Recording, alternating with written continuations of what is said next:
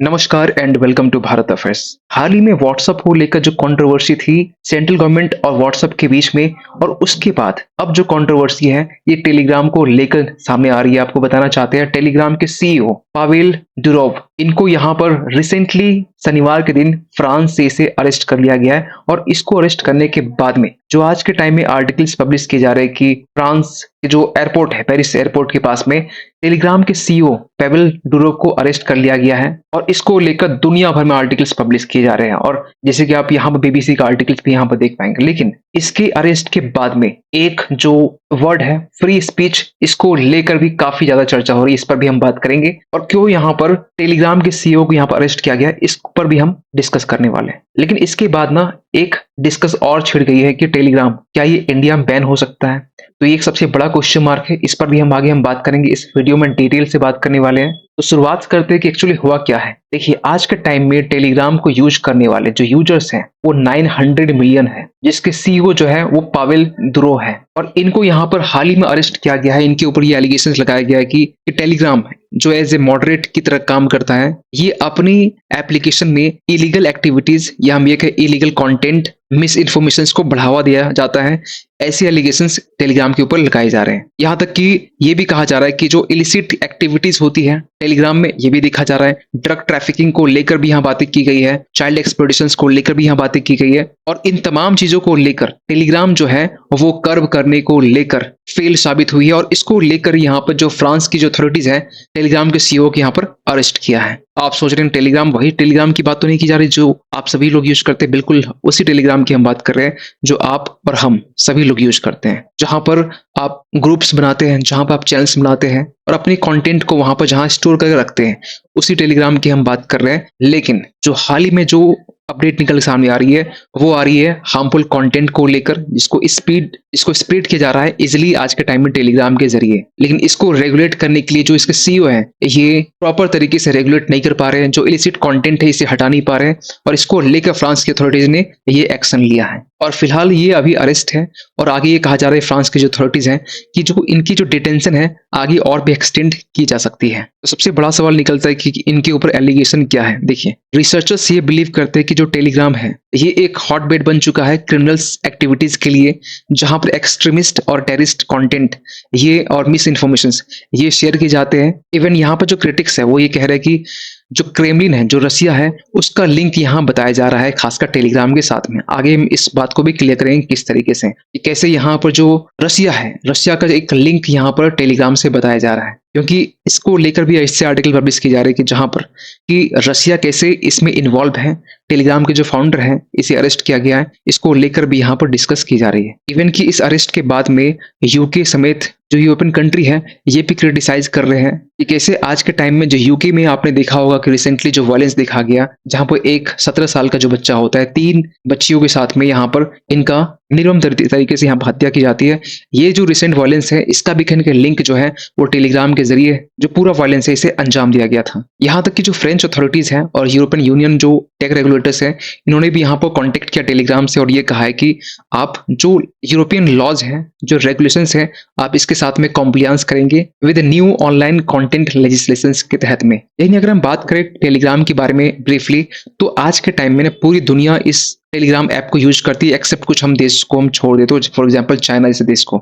तो लेकिन सबसे ज्यादा जो यूज किया जाता है वो रसिया में, यूक्रेन और बाकी जो सोवियत स्टेट्स है वहां पर इसका यूज काफी ज्यादा किया जाता है। और इसके जरिए जो क्रूशियल इन्फॉर्मेशन होते हैं, सोर्सेस जो होते हैं, इसको शेयर की जाती है। और जो ऑनगोइंग वॉर है यूक्रेन और रसिया के बीच में, इसको लेकर भी कहा जा रहा है कि टेलीग्राम यहाँ पर एक इंपॉर्टेंट रोल प्ले कर रहा था इस वॉर को लेकर। और इसको लेकर ये भी कहा जा रहा है कि जो रसिया है और यूक्रेन जो है ऑफिशियल्स है, ये हैवली डिपेंडेंट है खासकर टेलीग्राम प्लेटफॉर्म को लेकर। इवन ये भी कहा जा रहा है कि इसे एक वर्चुअल बैटलफील्ड भी कहा जा रहा है। और ये मेन रीजन है खासकर इस कॉन्फ्लिक्ट जो रसिया यूक्रेन के बीच में है, और इसको लेकर टेलीग्राम का किस तरीके से यहाँ पर यूज किया जा रहा है। और इसी को लेकर जो टेलीग्राम के सीईओ है पावेल दुरोव, इसे यहाँ पर अरेस्ट किया गया है। और इसको लेकर जो सीईओ है टेलीग्राम की, इन्होंने यहाँ पर ये कहा है, ये जो क्लेम है हम मेरे ऊपर, ये बिल्कुल ही एब्सर्ड है, क्योंकि इसमें टेलीग्राम का कोई भी इन्वॉल्वमेंट नहीं है।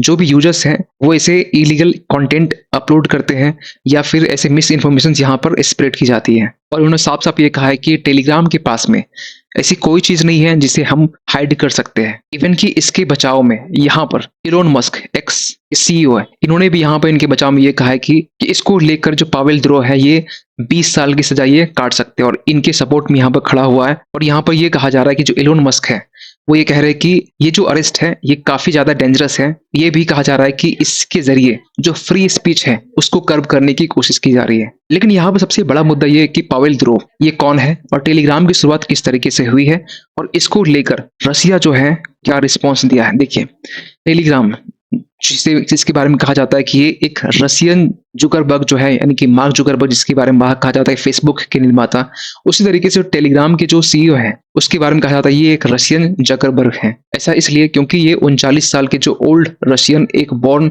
एंटरप्रेन्योर है, क्योंकि ये आज से लगभग 11 साल पहले 2013 की हम बात करें जब इसकी शुरुआत हुई टेलीग्राम की एज ए मैसेजिंग ऐप के तौर पर। और फोर्ब्स ये बताता है कि इसकी आज के टाइम में जो एस्टिमेट है, जो रेवेन्यू है और वो कीमत जो है, वैल्यू है, वो 15.5 बिलियन डॉलर की है। क्योंकि जब हम जर्नी की बात करते हैं यूरोप की, तो यहाँ पे ये कहा जाता है कि टेलीग्राम से पहले एक मैसेजिंग ऐप हुआ करता था 2006 के टाइम में। हम बात कर रहे हैं वी कॉन्टेक्ट, जो कि रसिया के जो सिक्योरिटी ऑफिसर से इनके साथ मिलकर ये ओपन किया गया था, जिसे रसियन फेसबुक भी कहा जाता है। और ओवर द टाइम यहाँ पर ये भी देखा गया कि जो वी कॉन्टेक्ट है ये क्विकली यहाँ पर रसिया के एक लार्जेस्ट सोशल नेटवर्किंग साइट बन जाता है।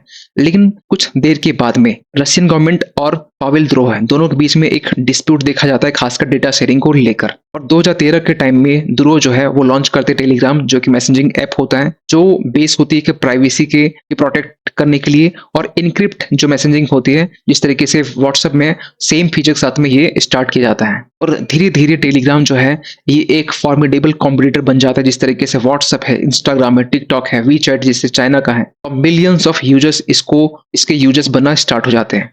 अगर हम थोड़ा बात करें पावेल द्रोह के बारे में, ये रसिया में ही बॉर्न हुए थे, जन्म उनका रसिया में हुआ, लेकिन आज के टाइम में ये दुबई में रहते हैं, क्योंकि जो हेडक्वार्टर टेलीग्राम का वो दुबई में है। इसके पहले हम बात करें तो जो हेडक्वार्टर था वो कहीं ना कहीं यूके में था, फ्रांस में था, और फाइनली ये जो हेडक्वार्टर है टेलीग्राम का ये अभी दुबई में शिफ्ट किया गया है।